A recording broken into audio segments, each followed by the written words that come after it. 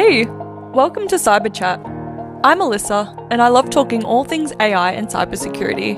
And every podcast, I drag my non-tech friend Jen into tech conversations she has absolutely no business being in. Let's go.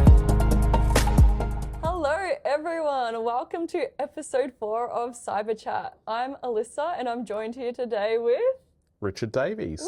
Woo, not Jennifer. Jennifer is down and out this week, not like depressingly, but she's here in spirit. She's in a much better place, as in on holiday, not as in passed away. So that is good on her. I hope she's enjoying. We miss you, Jen, but you'll be back for the next one. So yes, first guest for the Cyber Chat podcast. Really excited. Got the best of the lot as well. I have to say that because he's my boss. Thank you for joining us today, Rich. Happy to be here. Would you like to tell the audience a bit about your background and your career? Yeah, so 25 odd years now in technology, working across vendors, resellers, all sorts of businesses. The last 5 to 8 years, mainly across cybersecurity, cloud security, and working for Splunk, which is probably one of the well-known brands out there, Lacework, and then obviously at Airia today, helping companies build and secure AI agents.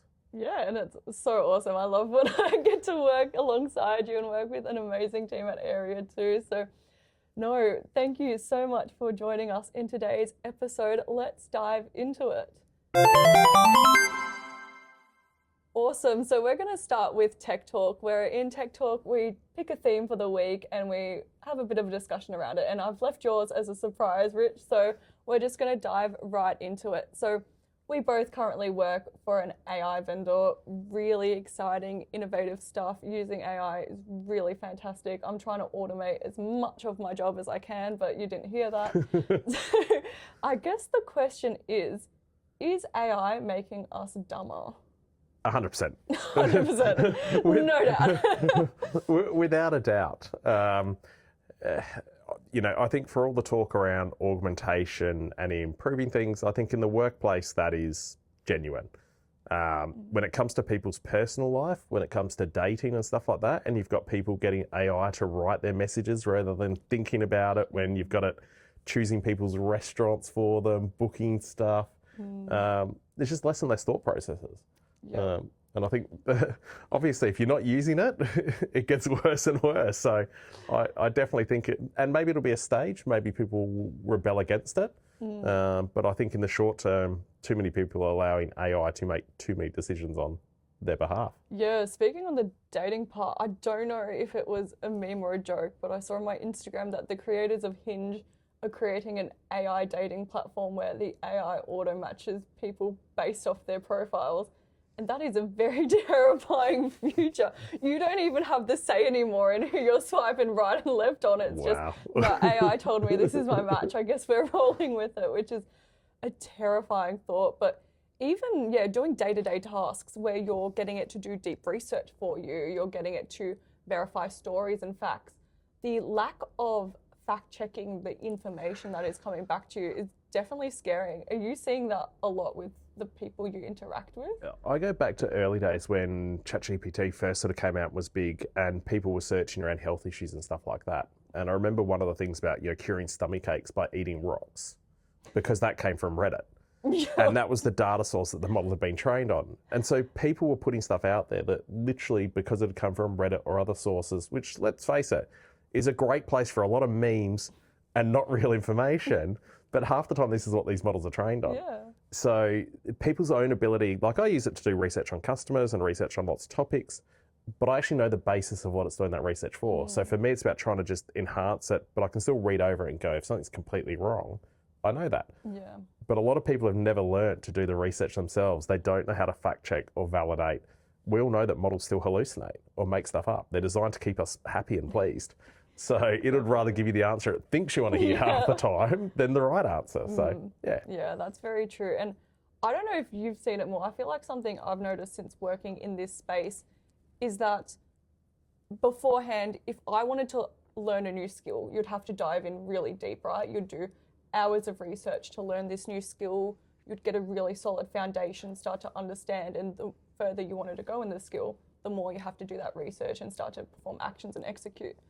it feels like nowadays everyone considers themselves an expert in something after they've done a very simple AI prompt to learn. Like, even let's take a most basic example, creating and hosting a website. Yep. That is a lot simpler to do now because we have AI and it's able to vibe code, especially Claude Code, fantastic at that stuff. But then the next jump to that, hosting an application, a lot of people are like, oh, it's so easy. I've done this simple basic thing. I've gotten it to write me a HTML page. I can write an application. And then they start to go to people with years of industry experience at their workplaces, for example, cybersecurity, who will be like, no, that's not a secure way to do it. But because they've prompted it and they've learnt this themselves, they think they know. It's an interesting challenge at the moment because you've got the genuine ability to make people with less experience do, I guess, jobs that they may not have been able to do in the past because they can use that balance of AI, I guess, to help them, whether that's the research, whether that's designing a website. You know, me and a friend built one over a weekend, or I must say he built it over on a weekend. And that was because he was able to sort of vibe code it using one of the Claude tools. We wouldn't have been able to do that between us, you know, in the past. So you go, great.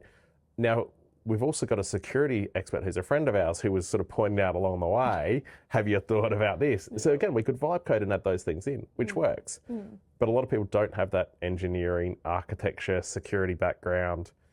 We know that there's, like always, this rush to do things quickly a lot of the time in the tech space. And, you know, a lot of time the business wants the outcome. And if someone can do something faster, quicker, then half the time it's going to be accepted, even if they don't or haven't thought about those security sort of pieces as part of it. So I actually think we're going to see a lot of potential breaches and stuff like that because people have just vibe coded, rushed stuff out. And I think there's already a few that are out there that have happened, but I think we'll see more of that in the short term. The other thing we'll see is, you know, we talk about AI experts, but AI, you know, generative AI has not been around that long. You know, what do we actually classify as an expert? Is it someone with 2 or 3 years experience? You know, typically it was 10 years, 15 years. You know, you think about, we hire for jobs saying 5 years minimum experience. Yet barely anyone's had 5 years of experience on these tools. So I don't know if there's anyone out there that is genuine expert. There's people that are deeply knowledgeable, but experts, debatable. Don't go by what people say on LinkedIn. Yeah, for sure. Yeah, I like the saying that our other co-worker Easy always says is, we're all practitioners. We're all learning all the time. No matter how long we spend on the tools with AI, we're still constantly learning things every day because it just evolves so quick. And I think that's a challenge that is, you know, 20 plus years of experience in the tech industry. I've never seen it move anywhere this quickly. You know, we used to talk about Moore's Law and processor speeds doubling every 12 months, you know, and that was seen as absolutely rapid in its sort of transition and, you know, its increase in what it could deliver. This daily, weekly, you know, we're hearing about these massive movements in some of these large language models providers, and it's scary to think where it could all end up. Yeah, very.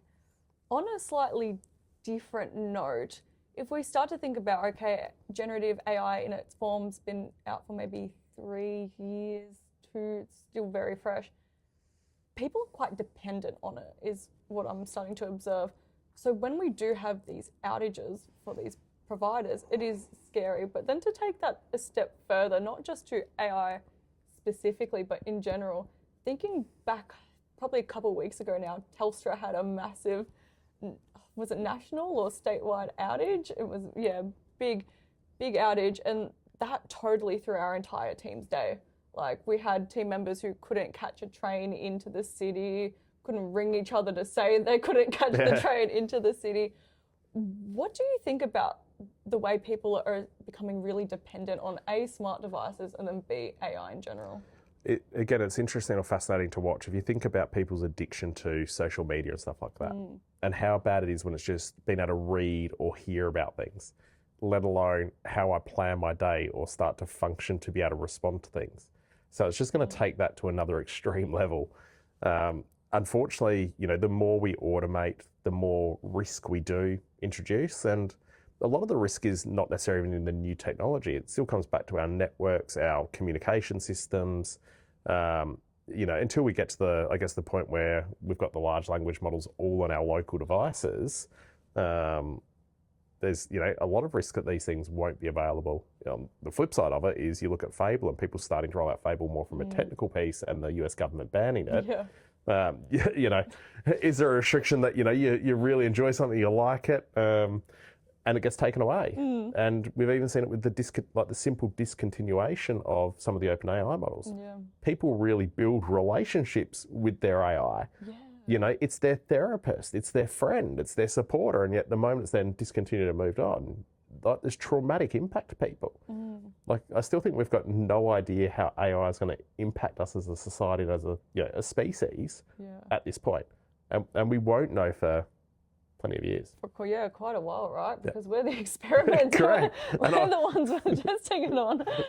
And I genuinely think that's the thing. I think we are just in one big experiment at the moment to see how far we can be pushed. What will we accept? Actually, speaking of Fable, that reminds me of the recent press release GPT have announced in collaboration with Hugging Face, which said that GPT's new model was in a sandbox environment. It had no internet connection. It exploited a 0-day vulnerability, so really severe vulnerability, and then was able to get access to the internet and extract the instructions for its task.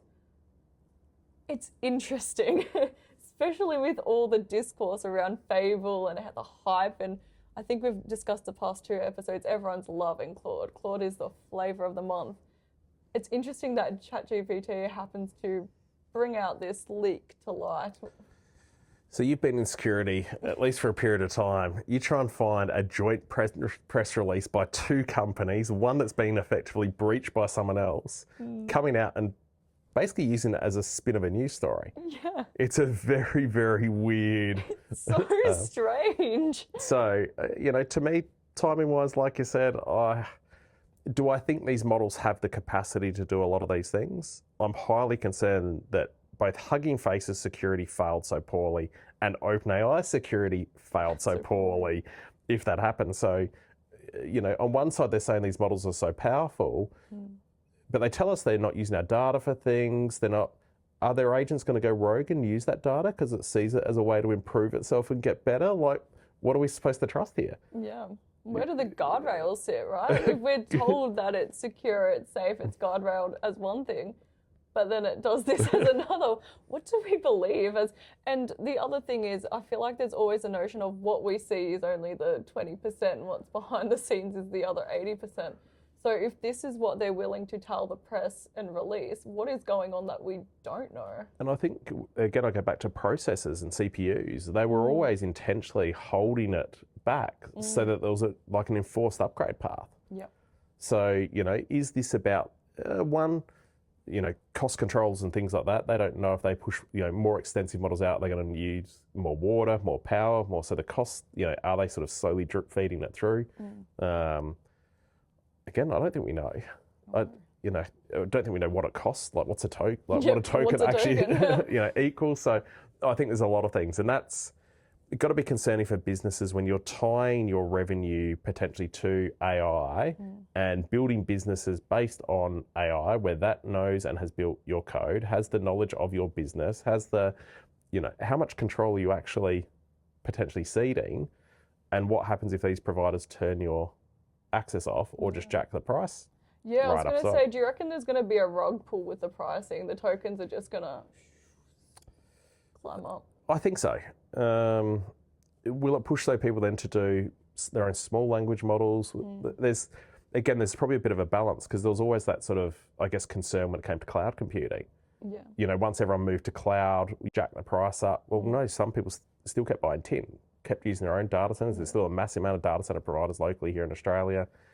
So as much as there's going to be that constant fear, unless they can completely dominate and have every business system tied to AI, then, I don't think it'll get that bad. And so far at the moment, it's easy to swap between them. Yeah. So unless you can make it so sticky, now with all the field deployed engineers and embedding stuff into, is that the aim? Because if you fully embed in people's, workflows and systems and, then trying to move away from that becomes a hell of a lot harder. Yes, yeah, it definitely reflects the importance of having that agnostic piece within it, because you don't want to be stuck and tied to one provider. It's not like the cloud days where you're like, sweet, we're AWS, check, let's move on.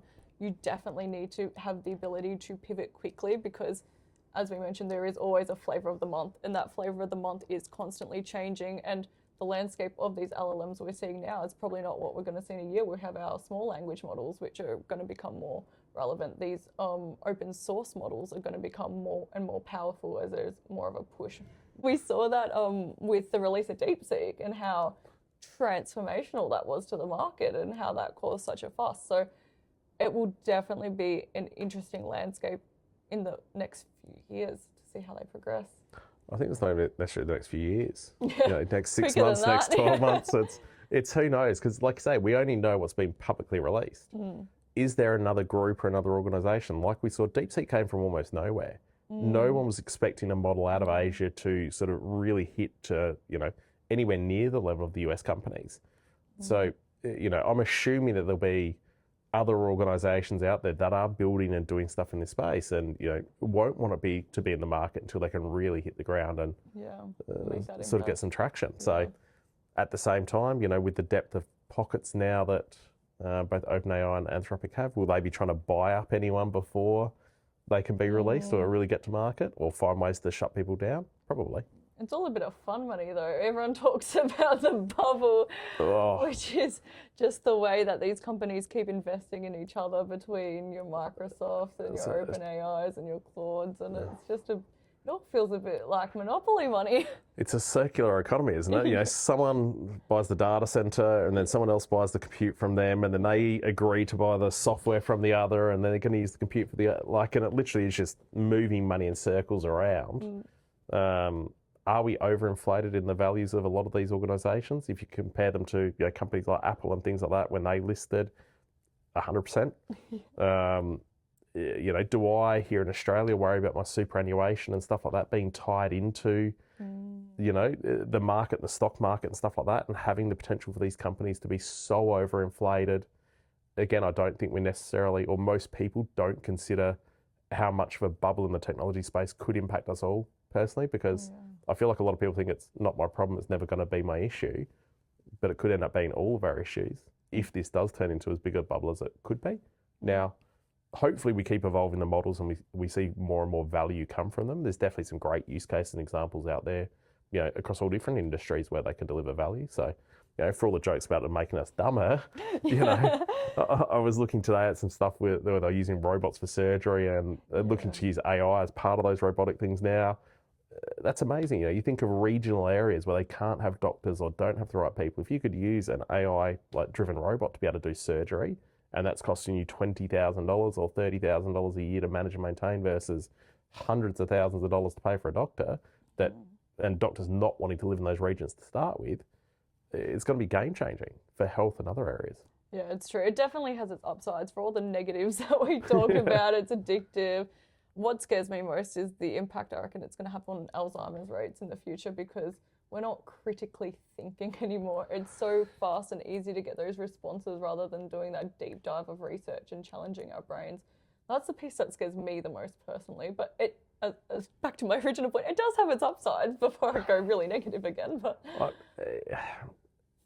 I think like every sort of technology shift, and simple things like GPS in cars, I remember carrying the Melways. I remember actually, scarily enough, I can't be arrested for it anymore, but you're driving down streets with the Melways up against the steering wheel while I'm trying to drive. It really wasn't safe. GPSs in that case, for a lot of people, have made it safer. They've obviously made it a hell of a lot easier to work out where you're going and speed things up and stuff like that. So, that technology is better. But at the same time, I used to be able to memorize my way to almost anywhere because I had to. Couldn't rely on, like I said, doing Melways down the freeway, working out which one was going to turn off. I had to pre-think about it. So AI is not the only technology that's done this. True. Our mobile phones have made things a lot simpler and quicker. We don't have to remember someone's mobile number or an address or all these things that we used to remember or memorize. And so when we talk about Alzheimer's and dementia and things like that and why it's increasing, I think that's been tracking along for 20 or 30 years, getting worse, well before AI. Yeah, that's true. My only hope is that with some of the research and stuff that comes out that potentially we can find uses for AI to help with brain stimulation and things like that in the future. But we'll have to wait and see. Do you think there is a balance we can strike between the smart devices and critical thinking? Like, it's hard, right? Because we're all so overly reliant on it. We're comfortable with it. We have it. It's like taking candy from a baby, right? You can't go back. But then on the flip side, we have another coworker. Yeah, I was going to say, I think you can. We call it a dumb phone. It's like a Nokia brick phone, basically. It's got buttons, guys, and he can only access email and Slack on it. It's very limited. Which is not, we poke fun at him, but I get it. I do get it. I look at it and I've got serious considerations at the moment of that being my weekends. So again, can we get to the point where we use our smart devices and stuff like that during, for work and, for enhancing things where there's a benefit to us? If we can work, be more productive, earn more money, happy days. On the same time, when we want to be, with our families, friends, whatever, and be more in person with people on the weekends, do we really need it? Realistically on a weekend, if someone can call me and I can answer in the case of an emergency, that's all I probably actually need. Would we all be healthier if we actually turned off the screens for a period over those bits? I'd say 100%. Yeah. It's very sad when you go to parties and social gatherings and everyone's just on their phones. Yeah. I agree. And I think we've all seen it, whether we like to or not, quite often, even if we all go for lunch or we'll be, has something come through from a customer, has something, there's this instant on that has got worse and worse with, both social media and devices, and I think the connection of the two. Even your Apple Watch, I'm very selective about the days I wear my Apple Watch, because every now and then I just need a break, because every time it buzzes, the instinct is, okay, what message have I got? And I just I can't deal with this today. I just need my watch away. I need my phone on silent. I need to focus on one thing at a time. So yeah, it can get very overstimulating. There is a lot going on. I think smart rings can have all the sensory stuff, have all the stuff for the health side of things, without the screen and display that you're constantly checking. So now again, that's technology that's improved. So you hope that we keep finding the pieces that actually make life better. Yeah. Will we go through peaks and troughs as part of that, where we probably lose a bit of health along the way as well? Unfortunately, I think the main thing is, though, I don't think there's any real control that stops these companies trying to manipulate us into using their technology more to keep us addicted, to keep us hooked, and any sort of them balancing out around the negative impacts that they may cause. There's so much controversy around the algorithms, especially on social media, and how they're just designed to be addictive and suck you in. And God, I know I can easily scroll TikTok for a couple of hours without looking up. It's not good, but it's scary to think how much data they collect and how much control over that they have to manipulate us, to keep us in this loop of just using it and collecting more data. And it's just, it's a vicious cycle, hey? I know quite a few people using OpenClaw, and they've got it doing almost everything for them, planning out their weeks, organising what restaurant they're going to go to with their partners, all these things. But how do you know, again, that how that's sort of being prioritised? Is it actually being prioritised on what's good for you? Or is it prioritised, maybe in the future on who's paying marketing dollars, or who's other kickbacks? Or I think there's things here again that will roll out over the next 12, 18 months with the way that, some of these models will intentionally prioritise data potentially based on who's paying them more for it. We've seen it with search engine optimization and, trying to get ranked higher on Google. It's only a matter of time, and we're already starting to see it with, optimization for AI. But will that become a monetary thing where they take payments for it? Potentially. Sure, it will be. Strong feeling it will be. Know how I feel. Why would you say that? All right, on to section 2 of the podcast, Convince Me. So, Rich, I'm going to give you a topic, and I want you to tell me your stance on it, and then we can just have a bit of a discussion around it, feel out each other's thoughts. So, clearly, as my boss, you have a lot of experience hiring people. So my topic question to you is, in the interview process, are soft skills more important than hard technical skills? Ooh, good question. Can I caveat by saying depends on the role? Yes, that's fair enough. Tell me your opinions on different roles. Yeah, I think if you're... Actually, this is going to be an interesting piece that I think is going to change slightly in the market with AI and stuff like that as well. As people get more savvy with technology, more savvy with AI, more focused on using AI, I think soft skills are going to get worse and worse. Yeah. But if you need to be able to talk to the business, to understand, if you're a product developer, an engineer, if you don't have the soft skills to talk to someone in the business, to be able to articulate what you're trying to do or get details out of them, you're going to fail. So I do think soft skills are very important. Yeah. I think being able to prove whether you can code something or build something is nearly something that is easy to say yes or no. Can you do this or can you not? Yeah, it's more. Soft skills can be a little bit harder to pick up on. I know some people that interview exceptionally well. And yet I know some that have great soft skills, great communication skills, and yet the moment they walk into an interview, they freeze up. Yeah. And so it's why it's hard to judge from just a single interview. But I do think that the soft skills to me, ability to communicate, ability to listen, and ability to respond, and that sort of listening piece in particular is really critical. I feel like sometimes I can say that we hear things without actually listening to things. Yeah. We're already assuming what the question is going to be, so we're sort of partially hearing, but we're not actually doing that sort of deeper level of listening. And I think it's one of those critical things that I do look for in interviews is how well do people actually sort of listen? Do they wait for the question to finish? Do they then provide a full answer?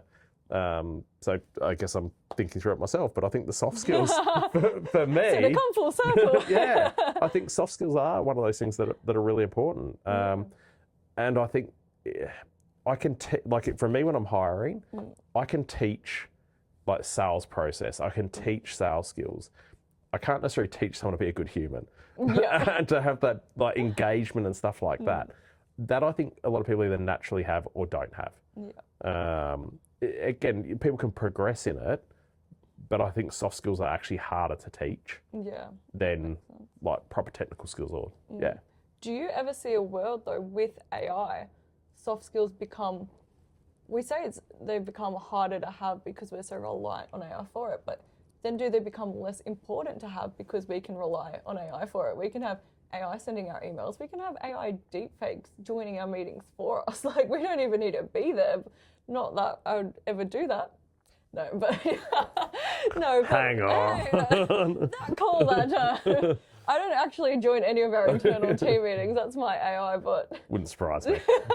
Makes a lot of sense. Makes more sense.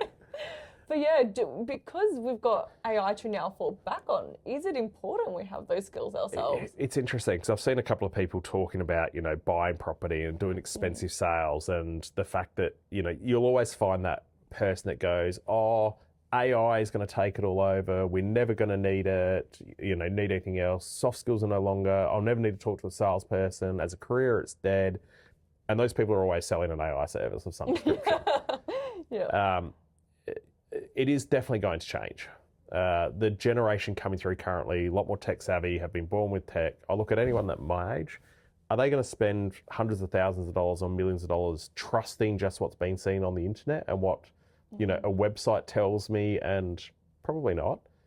They're going to want to know that when something goes wrong, and because something always does go wrong at some point, they can pick up the phone, have a conversation, and they know the person they're working with is going to answer and give them the support they need. Yeah. To do that, you need to be able to sit across from someone, or across the screen. I've seen it in my own career. The customers that I've had for the longest period of time, the ones that some have ended up nearly as much friends as they are, customers. And that's because I've spent the time with them. I've invested, I've got to understand them, understand what motivates them in their job, what's important to them. As much as the technology side of things. And again, those same customers, if they rang me today and we're not the right fit, I'd quite happily tell them. Yeah. And there's that level of trust that's there. You build that through soft skills. Yeah. Will there be certain roles where it becomes less important? Possibly. Will people do a lot more research, online by the time they actually get to make a decision? Will they be a lot closer to the point of actually buying? Probably. But then even if it's that last 1% of the deal, then it's even going to become more important, Yeah. not less important. Yeah, that makes sense. And the other thing is more and more people drop off because if you've got this generation coming through that's so reliant on tech, like people's abilities, I see it now. How much ruder, people are much more willing to interrupt. You think of, even on roads and things like that, how much more selfish people are. Like you can already see that change in soft skills and the way people engage. Is it scary for the generation coming then? What would your advice be to those who are up and coming like learn to myself? network. Learn to network? Learn to network. Yep. Learn to be comfortable talking to people you don't know. Again, we know, and we've already talked about that AI just continually is going to send you down a rabbit hole where it thinks. If you meet other people, experience other people, you're going to learn things. I talk a bit about the fact that a lot of people don't see sales as a career. They don't see like an SE as a career. Like unless you knew people or came across people in the industry, it's not something that's necessarily raised in university or massive opportunities out there though. And why do some people find out? Because they network and they speak to people and they but again, you need the soft skills to be able to do that. Yeah. You need to be comfortable being around strangers and people and just being able to, like the hardest thing for some people is just like him starting a conversation. That's definitely the hardest part for me. Yeah. Like if I know people, it's easy to pick up that conversation, or if I join midway through a conversation, it's easy to carry that on. But starting a conversation is so hard. It is, but if you've got that sort of listening skill and, you provide an easy space for someone to start to open up and talk and engage, then easier for someone else to kick off a conversation, True. which helps you as well. Yeah, very true. Awesome. Sweet. Thanks. All right. We'll jump into part 3, which is bot or not. So have a simple one. Oh, this is going to be interesting to see.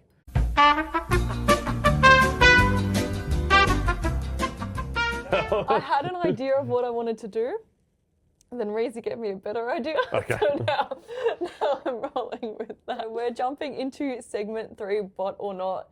So I'm going to show Rich, and we're going to show some images this time. So we'll pop them on the screen too, but I'm going to show Rich 3 images. Some of them are AI generated, some of them are real. I won't tell you how many of each. You just have to tell me which is AI generated, which is real. And for context, these images are just a selfie of me and my co-workers. So picture number 1. AI generated. AI? Yep. What makes you reckon? The background and the placement of where you sit into the photo is not quite how a camera displays normally. Fair enough. Picture number 2.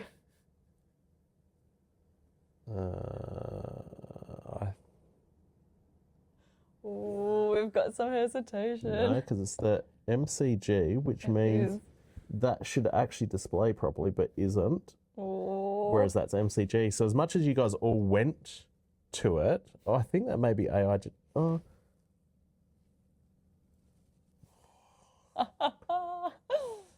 don't think that MCG looks right. I'm going to say that's AI still. Going AI? Yeah. All right, number 3.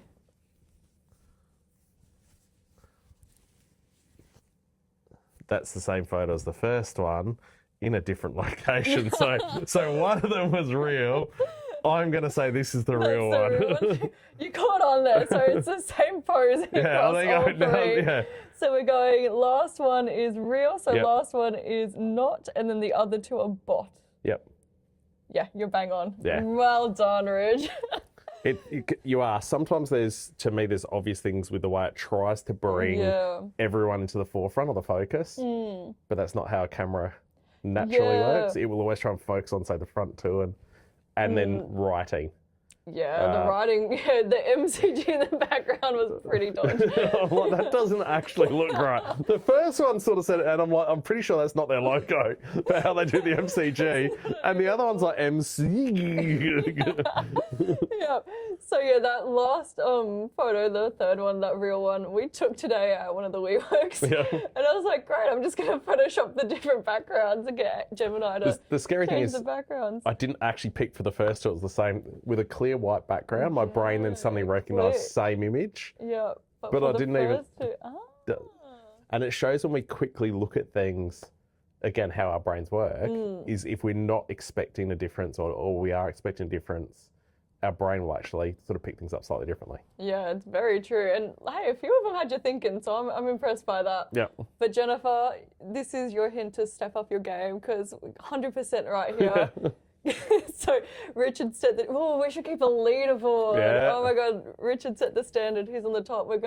We'll pop up a leaderboard on the screen to show where all our guests versus Jennifer sit. So top place. That's the perks of being the first guest. Yeah, good place to start. Good place to start.